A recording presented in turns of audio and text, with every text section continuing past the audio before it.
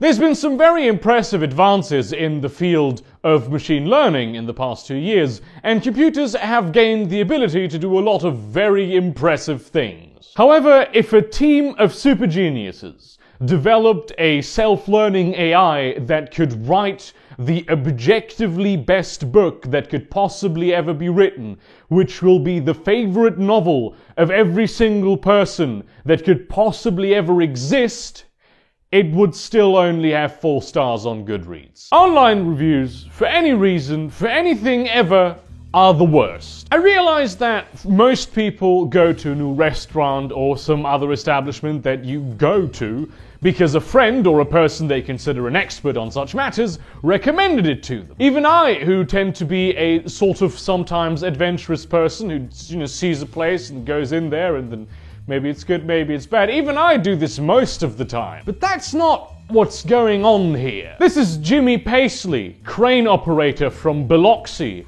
giving a 1-star rating to one of those San Pellegrino list restaurants because all the fancy liberals eat there. This is Kate Lowe, mother of 3 residing in Baton Rouge, who gives 5 stars to some rat-infested shithole convenience store because at the store down the road, they wouldn't even let her speak to the manager, so this is now the best store in town. This is Arthur Micklesdale, professor of 13th century English poetry, giving 1 star to a pretty good kebab place because they wouldn't serve him Eggs Benedict. This is John Gonzalez, aircraft mechanic, who will give his cousin Eduardo's shitty fish sandwich stand on the shore of New Jersey a 5-star rating, even though he himself lives in Oregon. People have gotten food poisoning because they rate your review, John. Think about that. None of these people are in any way qualified to review the things that they reviewed, yet their opinions are as valid as everyone else's. People will review places that they've never been to because they like to think that they're important. They will give 5 stars to a drunk Uber driver whose Ford Focus smelled like curry and dead grandma because he helped them arrive at their destination only 15 minutes late. They will give 1 star to a swimming pool that they thoroughly enjoyed every aspect of because the fries at the snack stand adjacent to that swimming pool, unaffiliated with that swimming pool, were a bit soggy. I have read bad reviews for amazing novels where it became clear from the very first paragraph that the person reviewing the novel was just too stupid to understand the plot. I've seen good reviews for novels that were just absolutely terrible because the author shared an article from Feminism Today on Twitter. And on that note, you get into the professionals, the real critics, the proper reviewers, the people who are actual experts in their respective fields. And they are just as bad as everyone else. They will give terrible movies great ratings because of my liberated womans, and they will give great movies terrible ratings because my womans were not liberated enough. Or, substitute this with any other pet idea that they might have, like Jesus per minute, or nudity squared. And I firmly believe that the reason for this is because people have forgotten, or maybe they have never known in the first place, that when you're creating a review for something or a critique, you're not supposed to write down how much you liked the thing, but how good the thing is. Let me explain this. Postal is one of the worst films that has ever been made.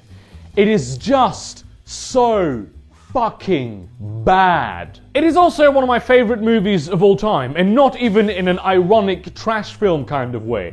It just sort of tickles my funny bone in an interesting manner. The fact that I like it a lot does not make it a good movie. Similarly, I do not like difficult video games. I get 0 enjoyment out of playing Cuphead or Dark Souls or Hotline Miami, but those games are still objectively really good games. The game design, the technology, the style, it's all very good. And people who do enjoy difficult games do get a lot of enjoyment out of those games. Who am I to tell them that the game is bad because I personally dislike it? Maybe the game journos who gave Cuphead shit reviews because they were not good enough at playing the game to get past the tutorial should learn a thing or two from better reviewers like Video Game Dunkey. If Dunkey made a review for the new XCOM game, I would not trust it in the slightest, because I know that Dunkey does not like turn-based strategy games, but really enjoys platformers. This is also why Dunkey does not review XCOM, and instead constantly reviews platformers, because he is good at what he does. Do not review genres of product that you do not enjoy.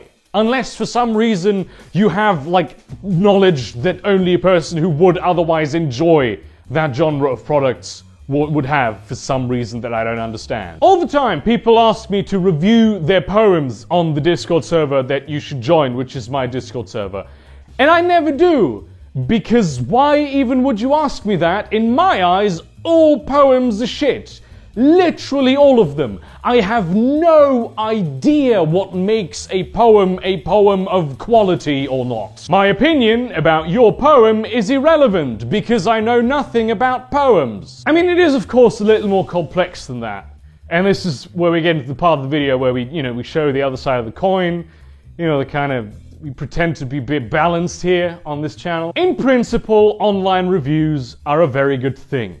And if you do look at the aggregated numbers from like a variety of different sort of review portals, you can, if you don't take it as like a gold standard, get a good feeling of how much people like a thing. And because people tend to like things that are of high quality, it is also a decent indicator as to whether or not a thing is of high quality. Just know that if you get into like individual reviews or clusters of reviews, maybe, if they're not from people that you trust to know what they're doing, but just utter strangers on the internet, don't take everything they say for being the reality of the situation, because it might all be bullshit. Which, lowering your sample size will do that. Companies who have reviews on their sites for products that they offer or for products from third parties that they offer on their platforms have been trying for a long time to tweak how their systems work to protect them from brigading for unrelated issues, or possibly make sure that you only see the most helpful reviews. A lot of them have just gone over to a thumbs up, thumbs down system because, let's be honest, it was binary anyway all the time. People just use 5 stars or 1 stars. Very few people actually have the sense to give the in-between stars. And if you give 4 stars to an excellent product, really, what you're saying is it's shit because it's not 5 stars. So you might as well just do this. All of those techniques, of course, also tarnish the data that you are presented, which is a problem, especially considering that some sites are quite intransparent, and you can be fairly sure that something fishy is going on when you look at them. Then again, if sites were to reveal how they do all of those things, then people could exploit it, like YouTube. So in conclusion, online reviews are a very interesting, if crude, method of hacking Dunbar's number that you should take with a side of caution, but definitely look at when you're trying to buy a product. And please, for the love of God, only review things that you have actually consumed in their entirety. Thank you very much for watching. Do all the things you would do with the video, like, subscribe, comment, and do all the other things, and the bell.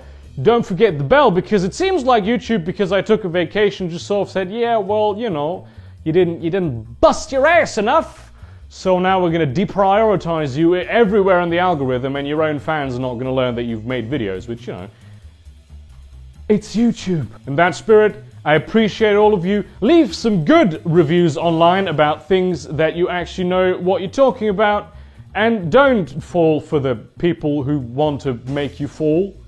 If they want to make you trip, or maybe they have like a lasso, like a cowboy, and they put it around your leg. Have a fantastic day, and see you around, cunts.